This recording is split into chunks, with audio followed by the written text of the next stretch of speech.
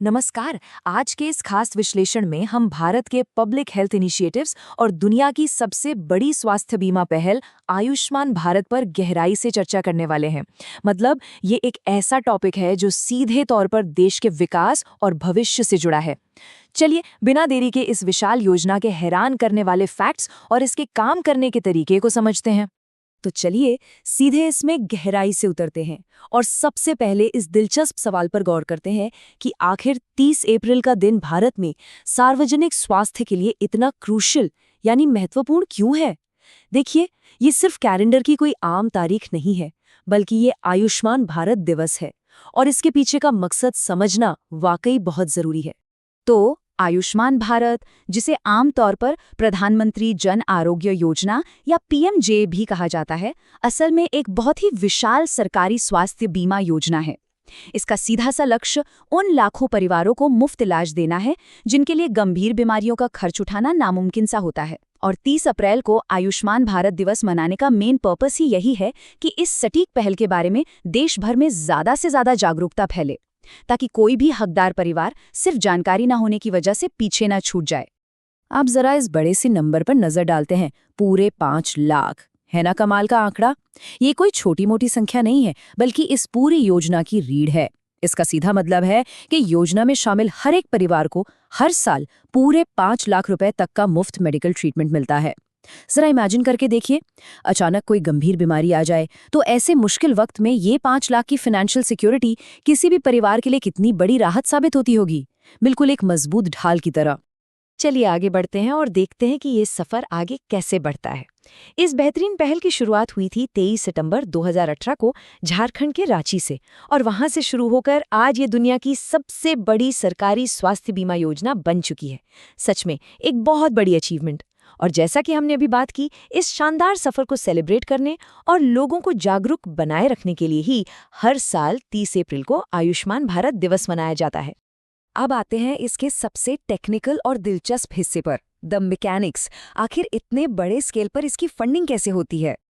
अब यहाँ जो बात सबसे दिलचस्प है वो ये है कि भारत के सामान्य राज्यों के लिए पैसों का बंटवारा कैसे होता है।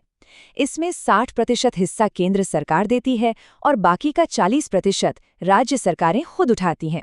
एक तरह से देखा जाए तो ये केंद्र और राज्यों के बीच फाइनेंशियल पार्टनरशिप का एक बहुत ही शानदार मॉडल है, जिससे किसी एक पर भारी आर्थिक बोझ नहीं पड़ता।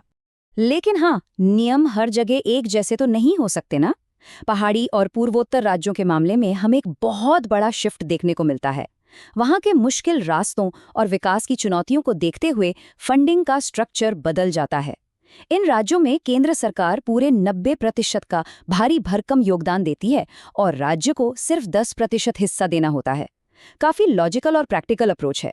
और अब बात करते हैं तीसरे और आखिरी लेवल की, यानी बिना विधानसभा वाले केंद्र शासित प्रदेशों की। यहाँ तो तस्वीर एकदम साफ और अलग है। ऐसे प्रदेशों के लिए पूरा का पूरा 100% खर्च सीधे केंद्र सरकार द्वारा उठाया जाता है।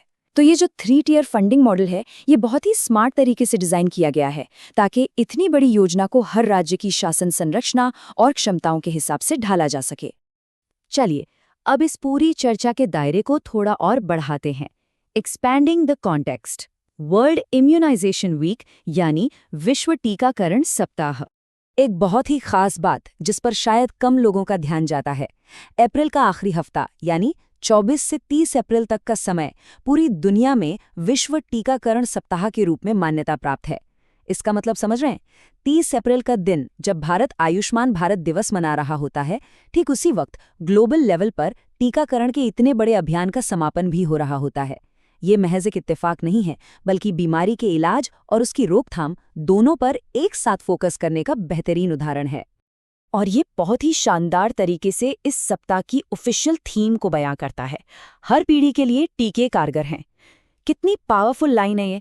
अक्सर ये गलतफहमी होती है कि वैक्सीन सिर्फ छोटे बच्चों के लिए है, पर नहीं, ये थीम हमें याद दिलाती है कि टीकाकरण हर उम्र के लोगों के लिए, हर एक जनरेशन को सुरक्षित रखने का एक बहुत ही जरूरी साइंटिफिक कवच है।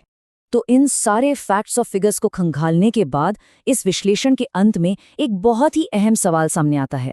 इतने बड़े पैमाने पर चलाए गए पब्लिक हेल्थ कैंपेन किसी देश की लंबी उम्र और उसकी भलाई को कैसे आकार देते हैं? सोचिए, करोड़ों परिवारों को हर साल 5 लाख रुपए का फ्री हेल्थ कवर देना, या फिर हर एक जनरेशन के लिए वैक्सीन पक्की करना। ये कोई छोटी बात नहीं है। इसका स्केल सच में माइंड ब्लोइंग है। ये सोचने पर मजबूर करता है कि आज की ये नीतियां आने वाले कल में समाज को कितना मजबूत बना देंगी। इसी विचार के साथ आज के इस विश्लेषण को यही समाप्त करते हैं।